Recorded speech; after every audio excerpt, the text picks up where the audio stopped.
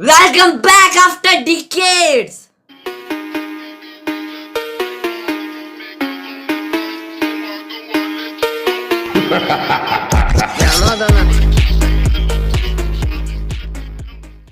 तो एपिसोड की स्टार्टिंग में पिंग हाई बहुत ज़्यादा पिट गया होता है और उसके बाद जो यान जिग्जवान है वहाँ से जा रहा होता है और वो कहता है कि ये पिट चुका है। पर वहाँ पे जो हमारा पिंग हाई है वो पीछे से बोलता है क्या तुम मुझे मारने नहीं वाले। उसके बाद जो यान जिग्जवान है वो कहता है कि तुम्हारे से मुझे क्या दिक्कत है, मैं तुम्हें जान से क्यों मारूँ।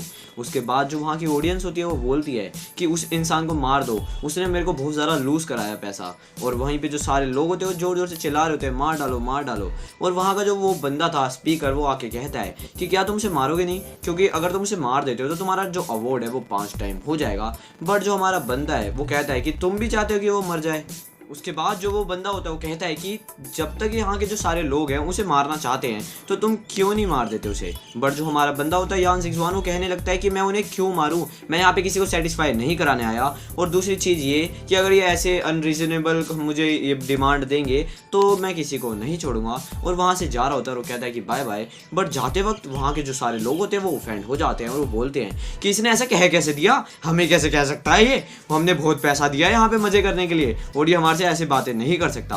और जो वो स्पीकर नाम का बंदा होता है या फिर वो स्पीकर बंदा जो होता है वो कहता है कि काम डाउन, ये इसको हमारे रूल के बारे में कुछ नहीं पता इसलिए ये कैसे कह रहा है। उसके बाद जो यान जिग्जवान है वो वहाँ पे आ रहा होता है एंड जो वो सामने बंदा होता है वो उसे कहता है कि तुम वापस आ गए। और उसके बाद वो उसका हाथ पकड़ता है और कहता है कि मेरे पीछे आओ और जो भी तुमने जो हमारे गेस्ट हैं उन्हें ऑफेंड कर दिया है सो जल्दी चलो मेरे साथ। बट जो हमारे यान जिग्जवान है वो कहता है मैं किसी से नहीं डरता और मैं यहाँ पे अपने आप को जिताने आया हूँ ना कि किसी को मारने।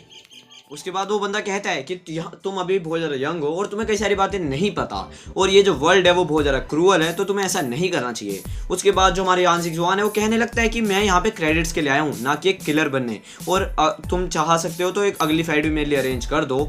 बट वो बंदा कहता है कि तुमने जो ऑडियंस है उसे परेशान कर दिया है एंड अगर अगली फाइट होगी तो तुम वहाँ पर जाके बकवास कर दोगे, इसलिए अब जो तुम्हारी फाइट होगी वो होगी टुमारो। एंड उसके बाद वो उसे क्रेडिट देता है और कहता है कि ये लो तुम्हारे क्रेडिट्स, तुम्हारे जैसे लोग यहाँ पे कम ही आते हैं। उसके बाद जो हमारे यान जिग्जवान है वो अपने कार्ड के साथ उसे अटैच करते हुए बोलता है कि मैं फ्लैटर्ड हूँ एंड वहाँ पे लिखता है 50। एंड उसके बाद हम देखते हैं वो कहता है कि मुझे फाइनली कुछ क्रेडिट मिल गए, इतने ज़्यादा एफर्ट के बाद मैंने अपने लास्ट महीने में इतने एफर्ट लगाए थे। एंड उसके बाद हम देखते हैं उसे कोई बुढ़े अंकल से होते हैं वो कहीं लेके जा रहे होते हैं एंड वो इन होता है। एंड उसके बाद हम देखते हैं वो कहते हैं कि सर ये रहा आपका रूम। उसके बाद जो हमारा यान जिग्जवान है वो अंदर जाते हुए पहले कहता है कि तुम यहाँ से जा सकते हो वापस एंड अगर कोई फालतू की बात हो तो मुझे बुलाने मत आना। और उसके बाद वो कहता है यस सर। और वो कहता है कि ये जो बुक है ये भी आप चेक कर सकते हो, इसके अंदर कुछ जूसी सा है एंड ये कई अच्छी चीज़ भी है, इसके अंदर कई बढ़िया चीज़ें हैं। और वो कहता है कि ठीक है मैं देख लूँगा। एंड उसके बाद हम देखते हैं वो अंदर जाता है और वहाँ पर जाके कहता है कि मुझे पता नहीं था कि ऐसी फाइट भी होती है एंड मैंने कई सारी नई चीज़ें सीखी आज की फाइट में। उसके बाद यान जिग्जवान कहता है कि मैंने अगर इतनी सारी चीज़ें सीख ली हैं तो क्यों ना मैं जो इनर और आउटर के 6 टैक्टिक्स होते हैं उनके अंदर चले जाऊं। एंड उसके बाद वो कहता है जिंग यही फिस्ट। एंड उसके बाद हम देखते हैं कि वो एक के बाद अटैक करने लगता है। पहले वो जो सामने मोमबत्ती होते हैं उसे बचाने की कोशिश करता है अपने अटैक्स की हवा से।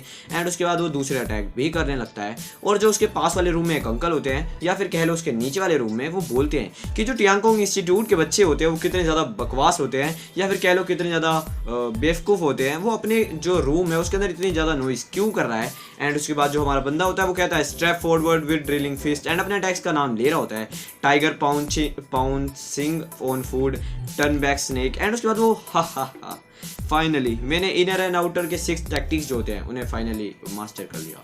उसके बाद वो कहता है ये फीलिंग तो, एंड वो कहता है कि यहाँ पे जो हमारा रिएक्शन है ड्रैगन सील का वो फाइनली एक्टिवेट हो रहा है। एंड उसके बाद हम देखते हैं कि जो ड्रैगन होता है उसके पीछे से निकलता है। एंड उसके बाद हम देखते हैं कि वो कितना बढ़िया लुक दे रहा होता है। और उसके बाद वो कहता है कि देखो मैंने जो ड्रैगन है इसे निकाल लिया एंड इसका मतलब कि मैंने जो लेवल 10 है बॉडी कल्टिवेशन का उससे अच्छे से रीच कर लिया है।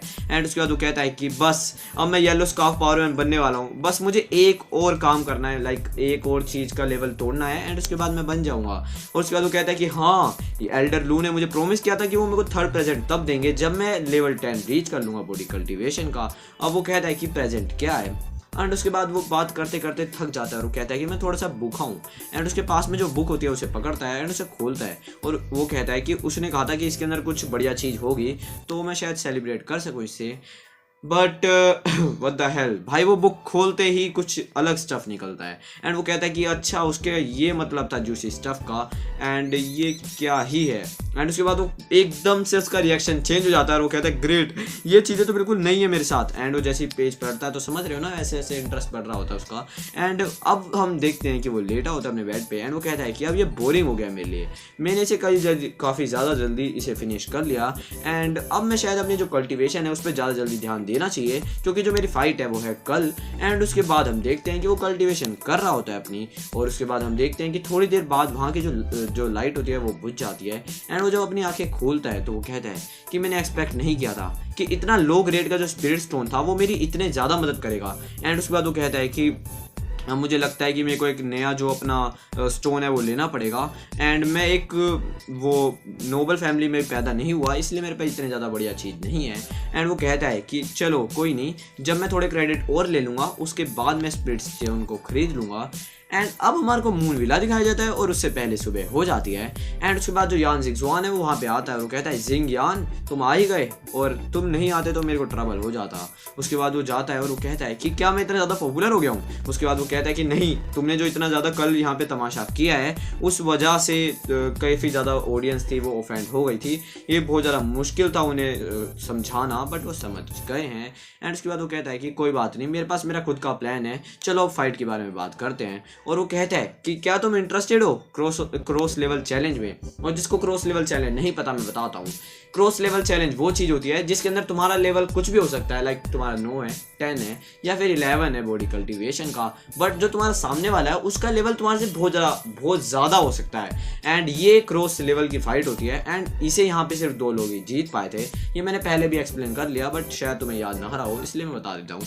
एंड उसके बाद यान जिंगजुआन कहता है क्रॉस लेवल चैलेंज, और उसके बाद वो कहता है कि जो विला है स्पेशली मेरे साथ ऐसा कराना चाहता है एंड ऐसा क्यों, मैंने तो कल तो ऑफेंड कर दिया था लोगों को।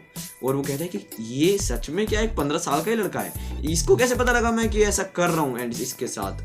एंड यहीं पे जो हमारा एपिसोड है वो हो जाता है खत्म। And thank you for watching this video. मिलते हैं नेक्स्ट वाली वीडियो में, पर उससे पहले ta-da. Old stone, fuck with them. Old stone, fuck with them. Old